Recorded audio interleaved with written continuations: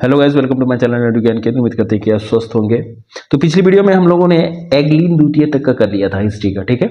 और फिर आज हम लोग कर्जन से शुरू करेंगे। हम कर्जन से शुरू करें उससे पहले मेरा आपसे रिक्वेस्ट है कि अगर आप चैनल पर नए हैं तो चैनल को सब्सक्राइब जरूर कीजिए। इस चैनल को इतना बड़ा बनाइए कि उन लोगों के मुंह पे तमाचा पड़ सके जो कहते हैं कि बिना कोर्स का सिलेक्शन नहीं हो सकता, ठीक है। और इस वीडियो के डिस्क्रिप्शन में आपको टेलीग्राम चैनल का लिंक मिलेगा, उसे ज्वाइन कर लीजिए, क्योंकि टीचिंग एग्जाम में जो भी मटेरियल का जरूरत पड़ेगा वो सब वहां आपको फ्री में मिलेगा। तो चलिए शुरू करते हैं। देखिए, कर्जन का शासनकाल कब से कब तक था। ये कर्जन हो गया, हार्डिंग हो गया, आगे जो कुछ बताएंगे थोड़ा इंपॉर्टेंट है तो उसका कार्यकाल भी थोड़ा सा आप ध्यान में रखिएगा, इससे भी क्वेश्चन बनता है। 1899 से लेकर 1905 तक, ये जो 1899 से 1905 तक का कार्यकाल है, ये किसका कार्यकाल था? लॉर्ड कर्जन का कार्यकाल था, याद रखिएगा। आगे कह रहा है कि 1899 में कर्जन ने भारतीय टंकन एवं पत्र मुद्रा अधिनियम पारित कराकर अंग्रेजी स्वर्ण मुद्रा को भारत की कानूनी मुद्रा घोषित कर दिया। देखिए क्या क्या कर्जन 1899, पहला तो क्वेश्चन ये बनेगा कि भारतीय टंकन एवं पत्र मुद्रा अधिनियम कब पारित हुआ, ठीक है। भारतीय टंकन एवं पत्र मुद्रा अधिनियम कब पारित हुआ? तो 1899 में पारित हुआ। कौन पारित किया? तो लॉर्ड कर्जन ने किया, जिसका शासनकाल कहां से कहां तक था? 1899 से लेकर 1905 तक था। और इस मुद्रा अधिनियम में वो किया क्या? पारित कराने के बाद क्या हुआ कि अंग्रेजी स्वर्ण मुद्रा जो था, अंग्रेजियों का जो स्वर्ण मुद्रा था ना, उसको भारत का कानूनी मुद्रा घोषित कर दिया गया। ये भारतीय टंकन और पत्र मुद्रा अधिनियम के बाद कर्जन क्या कर दिया कि अंग्रेजी स्वर्ण मुद्रा को भारत का कानूनी मुद्रा घोषित कर दिया। कौन कर दिया? कर्जन ने। शासन की कार्य क्षमता के आधार पर लॉर्ड कर्जन ने रिपन द्वारा स्थापित स्थानीय स्वशासन की प्रणाली पर आघात किया और 1899 ईस्वी में कलकत्ता कॉरपोरेशन अधिनियम बना दिया। स्थानीय स्वशासन को आघात पहुंचाते हुए ये कौन सा अधिनियम बना दिया? कलकत्ता में कॉरपोरेशन अधिनियम बना दिया। कौन बनाया कॉरपोरेशन अधिनियम? कर्जन ने बनाया। कर्जन ने 1901 ईस्वी में सर कॉलिन स्कॉट मॉनक्रीफ की अध्यक्षता में एक सिंचाई आयोग, टॉमस रॉबर्टसन की अध्यक्षता में एक रेलवे आयोग और 1909 ईस्वी में सर एंड्रू फ्रेजर की अध्यक्षता में एक पुलिस आयोग और सर टॉमस रेले की अध्यक्षता में विश्वविद्यालय आयोग की स्थापना की। तो ये जितना भी आयोग दिया हुआ है इसको 2-3 बार लिख के मन में बिठा लीजिएगा, कभी कभी इससे भी क्वेश्चन बन जाता है। 1904 ईस्वी में भारतीय विश्वविद्यालय अधिनियम पास किया गया। भारतीय विश्वविद्यालय अधिनियम आपसे क्वेश्चन पूछेगा कि कब पास किया गया, तो 1904 में पास किया गया। 1904 में जब भारतीय विश्वविद्यालय अधिनियम पास किया गया तो उस समय किसका शासन था? क्वेश्चन बनेगा तो आप कहेंगे कि लॉर्ड कर्जन का शासन। देखिए आगे है कि इसने सर एंटनी मैकडोनाल्ड की अध्यक्षता में एक अकाल आयोग का गठन किया एवं सैन्य अधिकारियों की प्रशिक्षण के लिए क्वेटा में एक कॉलेज की स्थापना की। एक क्वेश्चन बनता है कि अकाल आयोग की कर्जन ने जो अध्यक्षता की थी, स्थापना की थी, उसका अध्यक्ष कौन था? किसकी अध्यक्षता में की थी? तो सर एंटनी मैकडोनाल्ड। किसकी अध्यक्षता में? सर एंटनी मैकडोनाल्ड के अध्यक्षता में कर्जन ने अकाल आयोग की गठन किया था, याद रखिएगा। प्राचीन स्मारक परीक्षण अधिनियम 1904 के द्वारा कर्जन ने भारत में पहली बार ऐतिहासिक इमारतों की सुरक्षा व मरम्मत की ओर ध्यान दिया। इस कार्य के लिए कर्जन ने भारतीय पुरातत्व विभाग की स्थापना की। क्वेश्चन बनेगा कि भारतीय पुरातत्व विभाग की स्थापना किसने की? तो कर्जन ने की। भारतीय पुरातत्व विभाग की स्थापना किसने की? याद रखिए, कर्जन ने की थी, ठीक है। प्राचीन स्मारक परीक्षण अधिनियम 1904, प्राचीन स्मारक परीक्षण अधिनियम कब पारित हुआ? तो 1904 में पारित हुआ। ये भी याद रखिएगा कि प्राचीन स्मारक परीक्षण अधिनियम 1904 में पारित हुआ। कर्जन के समय 1904 में सहकारी उधार समिति अधिनियम बनाया गया। सहकारी उधार समिति अधिनियम कब बनाया गया? तो 1904 में बनाया गया। आप जानते हैं कि आजकल बीपीएससी काफी उटपटांग सा क्वेश्चन पूछ रहा है, तो हो सकता है कि ये सब तरह का भी क्वेश्चन वो बना दे कि सहकारी उधार समिति अधिनियम कब बनाया गया। तो आप बताइएगा 1904 में। तो 1904 में क्या बनाया गया? 2-3 बार मन में घुमाइएगा तो आपको भी याद हो जाएगा कि सहकारी उधार समिति अधिनियम 1904 में कर्जन के द्वारा बनाया गया था। इसमें क्या क्या बनाया गया? जिसके द्वारा सहकारी समितियों की स्थापना करके किसानों को उचित ब्याज पर रुपया कर देने की व्यवस्था की। किसानों को उचित ब्याज दर पे रुपया देने के लिए व्यवस्था किया गया। किस अधिनियम के द्वारा? सहकारी उधार समिति अधिनियम, और यह आया था 1904 में, ध्यान में रखिएगा। इसे कृषि बैंक भी खुलवाया। कृषि बैंक किसने खुलवाया? तो कर्जन ने। याद रखिए, कौन से कर्जन, कौन से कृषि बैंक। कृषि बैंक कौन खुलवाया? तो कर्जन ने खुलवाया। इसलिए 1901 ईस्वी में कृषि इंस्पेक्टर जनरल की नियुक्ति की, ये सभी पढ़ना ही नहीं है। 1905 में पूरा कृषि अनुसंधान खोली गई, इसमें भी नहीं है। कर्जन के समय परीक्षा ये नहीं है। यहाँ पे देखिए एक इंपॉर्टेंट ये है, इसी के कार्यकाल के दौरान कलकत्ता में विक्टोरिया मेमोरियल हॉल की निर्माण हुआ। आप कलकत्ता गए होंगे तो वहाँ विक्टोरिया मेमोरियल हॉल देखे होंगे। विक्टोरिया मेमोरियल हॉल जो है वो उसका जो निर्माण है वो किसके कार्यकाल में हुआ? कर्जन के कार्यकाल में हुआ, ध्यान में रखिएगा। कर्जन के भारत विरोधी कार्यों में सर्वाधिक महत्वपूर्ण कार्य था, कारण कर्जन ने जितना भारत विरोधी कार्य किया उसमें सबसे ज्यादा भारत विरोधी कार्य क्या था? तो बंगाल का विभाजन था। अनगिनत बार इससे क्वेश्चन बनता है, अनगिनत बार कि बंगाल, पहला क्वेश्चन तो ये बन जाएगा बंगाल विभाजन हुआ कब, बिना किसी डेट वेट के, सिर्फ ईस्वी देके। तो कब हुआ? 1905 ईस्वी में बंगाल का विभाजन हुआ। ठीक है, ये याद रखिएगा। ये टियर 1 का क्वेश्चन है कि 19 जुलाई 1905 की बंगाल विभाजन के निर्णय की घोषणा शिमला में की गई और इसका प्रारूप प्रकाशित किया गया। पहला क्वेश्चन बनेगा इसमें देखिए कि बंगाल का विभाजन कब हुआ? तो 1905। ये तो एकदम सिंपल क्वेश्चन हुआ। दूसरा हुआ कि बंगाल विभाजन का घोषणा कब किया गया? घोषणा, ये वाला क्वेश्चन टियर 1 में आ गया कि घोषणा कब किया गया? तो 19 जुलाई 1905 को बंगाल विभाजन का घोषणा किया गया। उसके बाद बंगाल विभाजन की घोषणा के समय किसका कार्यकाल था? तो कर्जन के कार्यकाल में बंगाल विभाजन हुआ। और ये कहां पे किया गया ये घोषणा? तो शिमला में किया गया। ये याद रखिएगा, इससे डिटेल और नहीं पूछ सकता वो प्रकाशित किया। सितंबर 1905 में उसे सम्राट ने भी स्वीकृति दे दी, सितंबर में उसको स्वीकृति दे दिया। और 16 अक्टूबर 1905 को इस बंगाल विभाजन की योजना लागू किया गया। पहला क्वेश्चन होता है कि निर्माण कब हुआ? निर्माण बंगाल विभाजन का घोषणा कब की गई? तो 19 जुलाई 1905 को बंगाल विभाजन की घोषणा की गई। पहला क्वेश्चन, बंगाल विभाजन की घोषणा 19 जुलाई 1905 को की गई। और लागू कब हुआ? ये भी टियर 1 का क्वेश्चन है, ये भी टियर 1 का क्वेश्चन है। और बंगाल एकदम डेट वाइज याद रखिए, वैसे 16 अक्टूबर, 19 जुलाई, ये सब आजकल आ रहा है। 1905 1906 नहीं आ रहा है, ऐसा आ रहा है कि 19 जुलाई को हुआ, 20 जुलाई को हुआ, 21 जुलाई को हुआ। इसलिए हम जो अभी पोस्ट डालते हैं ना कम्युनिटी, उसमें डेट डाले हैं, पोस्ट में भी आप आंसर लगाइए। तो 16 अक्टूबर 1905 को इस बंगाल विभाजन की योजना लागू किया गया। तो बंगाल विभाजन की योजना 16 अक्टूबर 1905 को लागू किया गया। ध्यान में रखिएगा, बंगाल को 2 प्रांतों में बांट दिया गया, एक पूर्वी बंगाल और एक असम प्रांत। क्वेश्चन है कि बंगाल विभाजन के बाद बंगाल को किन 2 प्रांतों में बांट दिया गया? तो ध्यान रखिए, बंगाल को 2 प्रांतों में बांट दिया गया। एक हो गया एक पूर्वी बंगाल और दूसरा असम प्रांत। क्वेश्चन आएगा कि विभाजन के बाद बंगाल को किन 2 प्रांतों में विभाजित कर दिया गया? तो आप आंसर लगाइएगा कि एक पूर्वी बंगाल में और एक असम प्रांत में। पूर्वी बंगाल और असम प्रांत एक पार्ट हो गया, और दूसरा पार्ट क्या था? पश्चिमी बंगाल। एक पूर्वी बंगाल जिसमें असम वाला पार्ट भी आ गया, और एक पश्चिमी बंगाल में बांट दिया गया बंगाल को। ठीक है, ये जो विभाजन हुआ, विभाजन से क्वेश्चन बनता है, इसलिए हम इतना समझा रहे हैं आपको कि विभाजन जो कब लागू हुआ? 16 अक्टूबर 1905 में लागू हुआ। उसके बाद बंगाल को 2 भागों में बांट दिया जाता है। एक भाग तो हो गया उसका पूर्वी बंगाल और असम प्रांत, जिसमें पूर्वी बंगाल में असम शामिल था, और दूसरा पश्चिमी बंगाल। आपको पूछेगा कि बंगाल विभाजन के समय असम कौन से बंगाल में सम्मिलित था, पूर्वी या पश्चिमी? तो किसमें शामिल था? पूर्वी बंगाल में असम शामिल था। पूर्वी बंगाल का मुख्यालय ढाका में बनाया गया। पूर्वी बंगाल का मुख्यालय कहां बनाया गया? ढाका में बनाया गया। और lieutenant governor sir Andrew Fraser को बनाया गया, और लेफ्टिनेंट गवर्नर सर एंड्रू, और इसका लेफ्टिनेंट गवर्नर पूर्वी बंगाल का किसको बनाया गया? सर एंड्रू फ्रेजर को बनाया गया। ठीक है, आगे देखिए कि गवर्नर जनरल की कार्यकारिणी के सैनिक सदस्य के अधिकारों के प्रश्न पर कर्जन प्रधान सेनापति किचनर से मतभेद हो गया, जिसके बाद सचिव किचनर ने पक्ष लिया। एक क्वेश्चन है कि कर्जन ने त्याग पत्र कब दे दिया? ठीक है, तो 1905 में दे दिया। ठीक है, किससे नाराज होकर?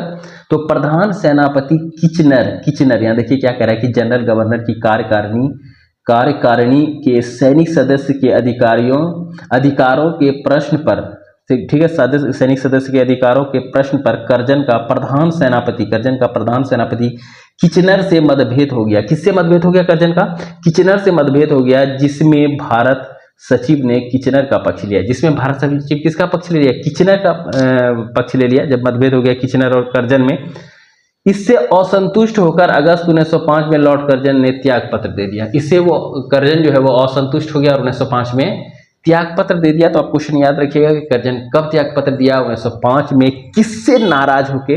तो प्रधान सेनापति किचनर से नाराज हो गया। अगला आप लोग देखेंगे लॉर्ड मिंटो द्वितीय, जिनका कार्यकाल 1905 से 1910 है। आप कर्जन के बाद जितना भी आएगा ना उसका कार्यकाल लिख लिख के 4 से 5 बार याद कर लीजिएगा, ठीक है। अगर वो टफेस्ट क्वेश्चन बनाएगा तो यही बना सकता है। तो आपको ये डेट जो कर्जन के बाद है यहां से शुरू कीजिए और इसके बाद जितना भी आएगा उसको याद कर लीजिए। देखिए लॉर्ड मिंटो द्वितीय ने क्या किया था इसके समय में, देखिए बहुत इंपॉर्टेंट है, इसके समय में आगा खां सलीम उल्लाह खां के द्वारा ढाका में 1906 में मुस्लिम लीग की स्थापना हुई। पहला सिंपल सा क्वेश्चन, मुस्लिम लीग की स्थापना कब हुई? तो 1906 में हुई। दूसरा क्वेश्चन, मुस्लिम लीग की स्थापना कहां पे हुई? तो ढाका में हुई। मुस्लिम लीग की स्थापना किसकी अध्यक्षता या किसने की? तो आगा खां और सलीम उल्लाह खां। ये तीन जो क्वेश्चन जो हम आपको बताए ये मोस्ट इंपॉर्टेंट है, इसको घोट जाइए।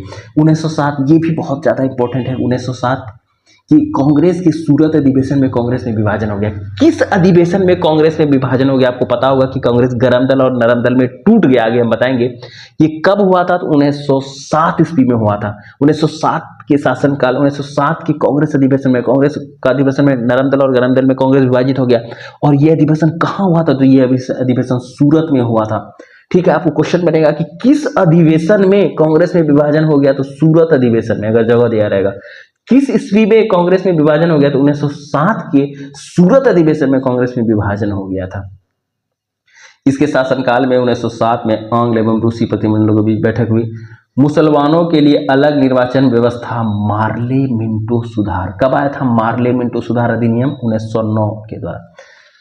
क्वेश्चन नंबर बनेगा कि मार्ले मिंटो सुधार अधिनियम कब आया? तो 1909 में आया। मार्ले मिंटो सुधार अधिनियम के समय किसका शासनकाल था? तो मिंटो द्वितीय का शासनकाल था।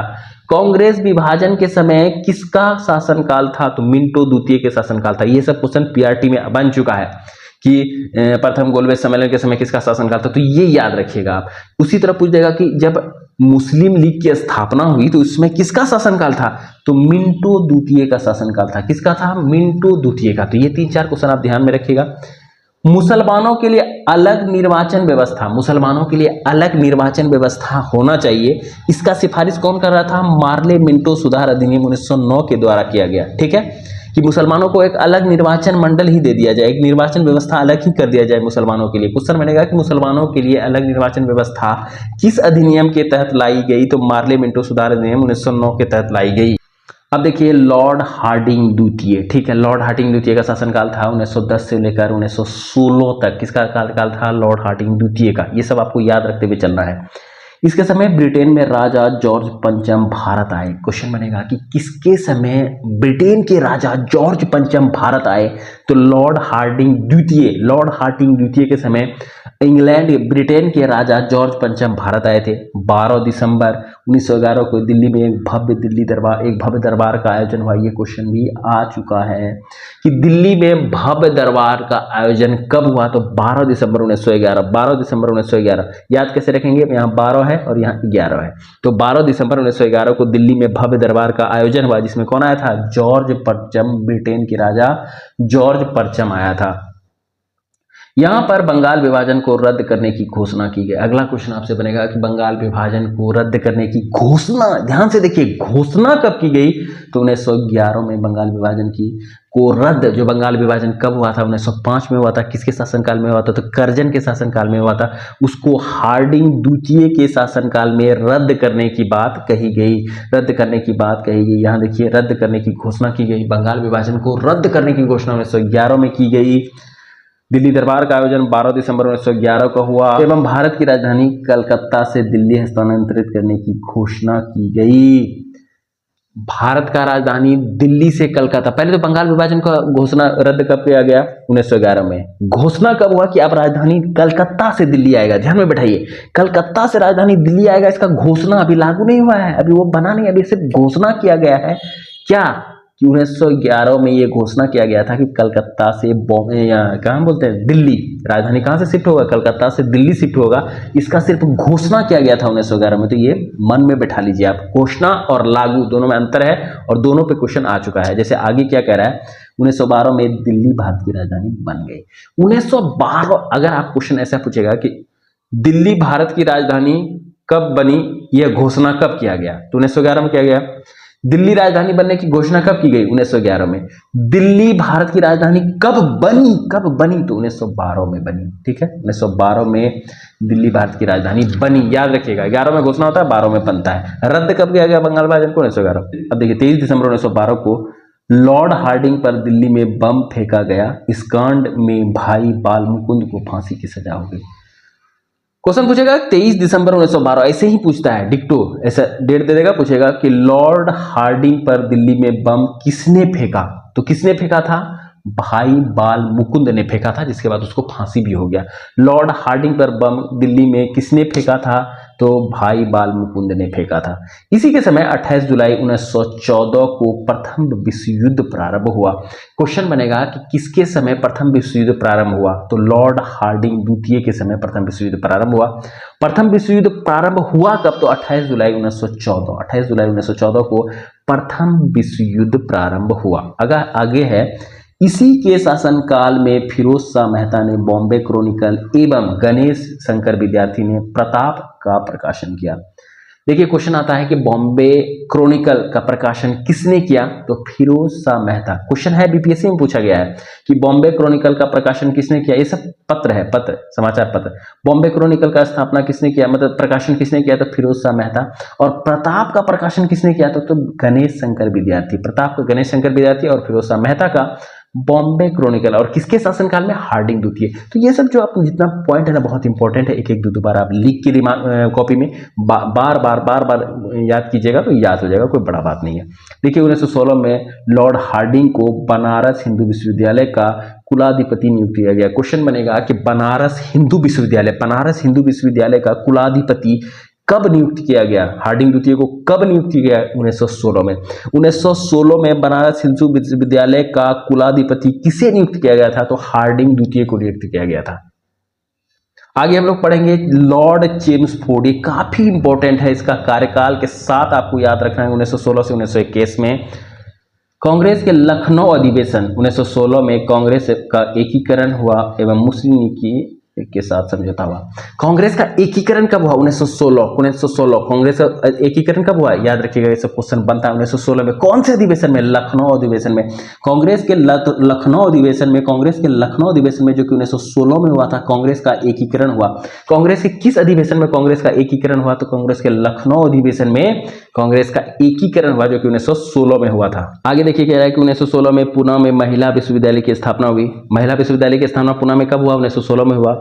इसके काल में 1917 में शिमला में सेंडर आयोग का गठन हुआ। कई बार क्वेश्चन बना है कि सेंडर आयोग का गठन कब हुआ? सेंडर आयोग का गठन कब हुआ? 1917 में हुआ।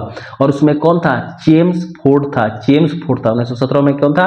चेम्सफोर्ड। और सैडलर आयोग का गठन कब हुआ था? क्वेश्चन बनेगा सैडलर आयोग 1917। आप लोग देखिएगा एग्जाम में ये सब क्वेश्चन रहेगा तो हमको याद कीजिएगा। सैडलर आयोग का गठन कब हुआ था? 1917 में हुआ था।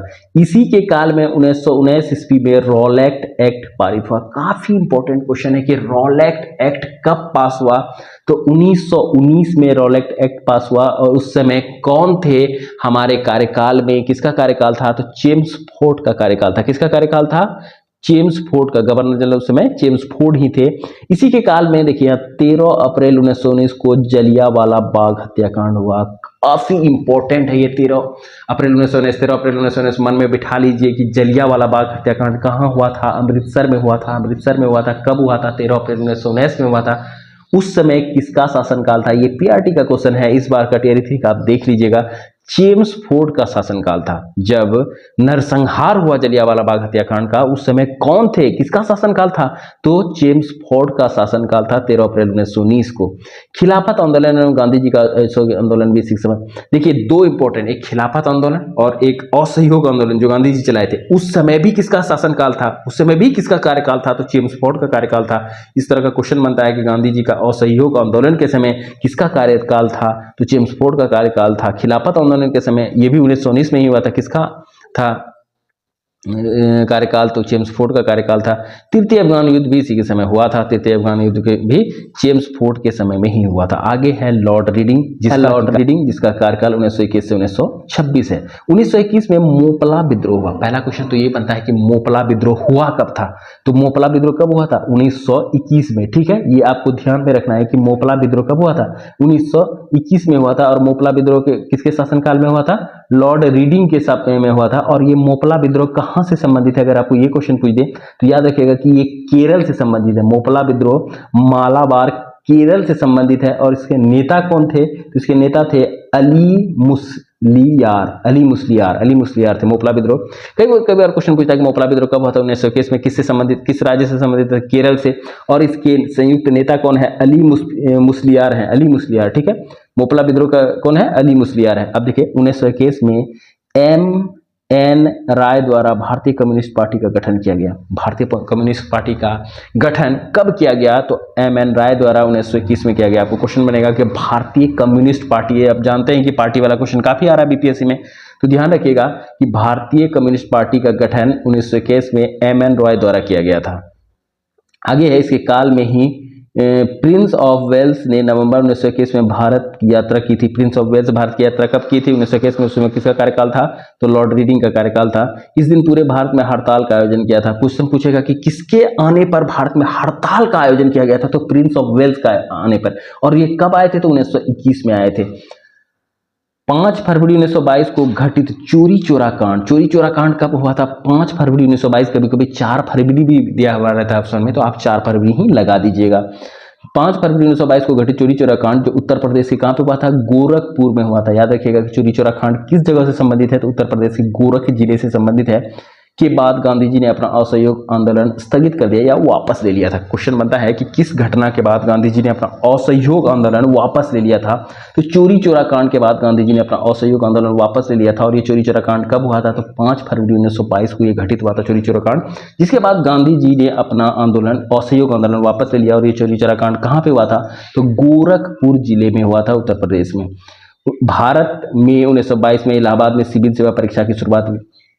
क्वेश्चन बोलता है कि भारत में सिविल सेवा परीक्षा की शुरुआत कब हुई, तो 1922 में सिविल सेवा की भारत में शुरुआत हुई। कहां से शुरुआत हुई, तो इलाहाबाद से शुरुआत हुई इसका क्या बोलते हैं, सिविल सेवा परीक्षा का। और उस समय किसका शासनकाल था, तो लॉर्ड रीडिंग का शासनकाल था।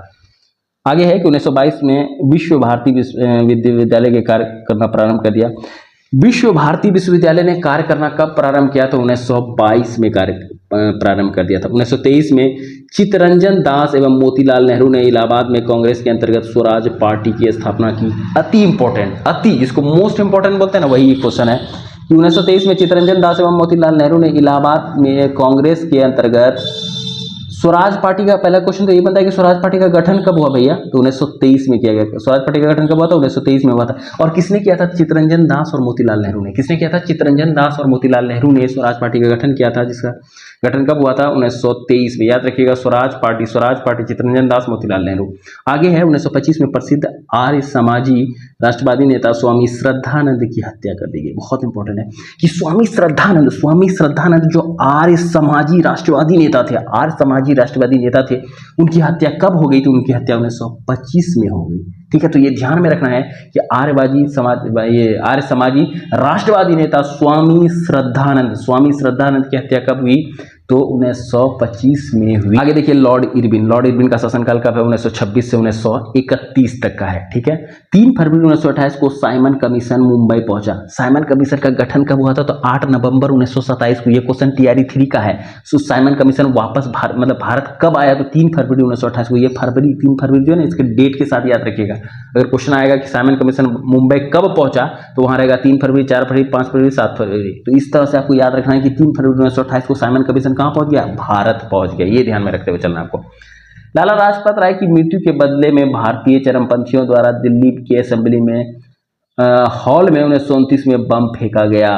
कह रहा है कि दिल्ली असेंबली में जो 1929 में बम फेंका गया, वो किसके कारण, किससे आहत होकर फेंका गया, तो लाला लाजपत राय की मृत्यु के बदले में चरमपंथी के द्वारा जो है 1929 में कहां पे बम फेंका गया था, दिल्ली के असेंबली में। बम वाला आजकल काफी पूछता है, तो ये ध्यान में रखते हुए चलिए। लाहौर जेल में जतिन दास ने 13 जुलाई 1929 को भूख हड़ताल शुरू की। वह भूख हड़ताल के 64वें दिन 13 सितंबर 1929 को उनकी मृत्यु हुई। पहला क्वेश्चन है कि जतिन दास भूख हड़ताल की शुरुआत कब की, तो 13 जुलाई 1929 को शुरुआत की। किस जेल से शुरुआत की थी, तो लाहौर जेल से। क्वेश्चन बनेगा कि लाहौर जेल से 13 जुलाई 1929 को भूख हड़ताल की शुरुआत किसने की थी, तो जतिन दास ने की थी। उसके बाद जतिन दास कौन से दिन मृत्यु को प्राप्त हो गए? तो 64वें दिन उनकी मृत्यु हो गई और वो दिन था 13 सितंबर 1929। कुछ भी आपको नहीं छोड़ना है, बाय हार्ट करके जाना है, एग्जामिनर कुछ भी देगा आपको फोड़ के आ जाना है। इसीलिए एक एक लाइन को आपको तोड़ के समझा रहे हैं कि 13 अप्रैल 1900 सितंबर को उनको मृत्यु हो गई भूख हड़ताल के कारण भारतीय एवं अंग्रेजी कैदियों के बीच व्यवहार किया जाने। भूख हड़ताल कारण क्या था, क्यों भूख हड़ताल किया गया? उसका बहुत बड़ा कारण क्या था कि अंग्रेजों और भारतीयों के बीच कैदी जो रहते थे जेल में, क्या होता था, उसमें भेदभाव किया जाने लगा। तो ये भेदभाव मिटाने के लिए जो है जतिन दास क्या कर गए थे, भूख हड़ताल पर बैठ गए थे। 1929 में कांग्रेस के लाहौर अधिवेशन में पूर्ण स्वराज का लक्ष्य निर्धारित किया। अनगिनत बार ये क्वेश्चन आ चुका है कि कांग्रेस के किस अधिवेशन में पूर्ण स्वराज का लक्ष्य निर्धारित किया गया? किस अधिवेशन में? लाहौर अधिवेशन में। कांग्रेस के लाहौर अधिवेशन में पूर्ण स्वराज का लक्ष्य निर्धारित किया गया और ये कब हुआ था? 1929 में। तो आप ऐसे याद रखिए कि 1929 में कांग्रेस के लाहौर अधिवेशन में पूर्ण स्वराज का लक्ष्य निर्धारित किया गया। पूर्ण स्वराज का लक्ष्य कब निर्धारित किया गया? 1929 में। कांग्रेस के कौन से अधिवेशन में? लाहौर अधिवेशन में। और 26 जनवरी 1930 को स्वतंत्रता दिवस मनाने की घोषणा की गई। और स्वतंत्रता दिवस मनाने की घोषणा कब की गई? तो 26 जनवरी 1930 को स्वतंत्रता दिवस मनाने की घोषणा की गई। आगे देखिए, सविनय अवज्ञा आंदोलन के दौरान गांधी जी को 5 मई 1930 को गिरफ्तार कर लिया गया। क्वेश्चन बनेगा कि सविनय अवज्ञा आंदोलन के दौरान गांधी जी को कब गिरफ्तार कर लिया गया? तो 5 मई 1930 को गिरफ्तार कर लिया गया। हाँ, और आप ये भी याद रखिएगा कि साइमन कमीशन जब बॉम्बे पहुंचा तो उस समय किसका कार्यकाल था? तो लॉर्ड इरविन का कार्यकाल था। किसके कार्यकाल में क्या हुआ ये तो आपको हर हाल में याद रखना है, ठीक है। गिरफ्तार कर लिया गया। 5 जनवरी 1931 को वायसराय इरविन बिना कोई शर्त के उन्हें रिहा कर देते हैं। तो वायसराय जो उस समय वायसराय चलता था, वायसराय जो इरविन है वो कब गांधी जी को रिहा कर दिया गया? 5 जनवरी 1931 को। तो गांधी जी गिरफ्तार हुए 5 मई 1930 को और रिहा हो गए 25 जनवरी 1931 को। याद रखिएगा, 100 अवज्ञा आंदोलन के दौरान गांधी जी को कब गिरफ्तार किया गया? तो 5 मई 1930 को। और उन्हें रिहा कब कर दिया गया? तो 25 जनवरी 1931 को उन्हें रिहा कर दिया गया। 12 नवंबर 1930 में लंदन में प्रथम गोलमेज सम्मेलन हुआ। इस सम्मेलन में कांग्रेस ने भाग नहीं लिया। क्वेश्चन बनेगा कि पहला गोलमेज सम्मेलन कब हुआ? तो 12 नवंबर 1930 को पहला गोलमेज सम्मेलन हुआ और इसमें कांग्रेस ने भाग नहीं लिया था। याद रखिएगा कि पहला सम्मेलन और ये गोलमेज सम्मेलन हुआ कहाँ? तो लंदन में हुआ। इसमें कौन भाग नहीं लिया? तो कांग्रेस भाग नहीं लिया। और कब हुआ था? तो 12 नवंबर 1930 को। इस तरह का क्वेश्चन तो नहीं बनता है, ये बनता है कि प्रथम गोलमेज सम्मेलन के समय भारत के वायसराय कौन थे? तो भारत के वायसराय कौन थे? लॉर्ड इरविन थे। लॉर्ड इरविन भारत के वायसराय थे। ये क्वेश्चन किस में आ चुका है? पीआरटी में आ चुका है कि जब प्रथम गोलमेज सम्मेलन हुआ था तो उस समय भारत का वायसराय कौन था? तो इरविन था।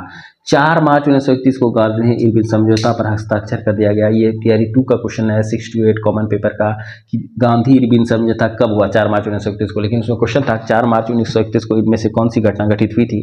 तो आपको लगाना था कि गांधी इरविन समझौता जो है वो 4 मार्च 1931 को घटित हुई थी। वीडियो को हम लोग यहीं रखते हैं। उम्मीद करते हैं कि वीडियो आपको पसंद आया होगा। अगर पसंद आया है तो वीडियो को लाइक कीजिए। चैनल पर नए हैं तो भाई को सपोर्ट करने के लिए भाई का चैनल सब्सक्राइब जरूर कीजिएगा। मिलते हैं नेक्स्ट वीडियो में, तब तक के लिए जय हिंद।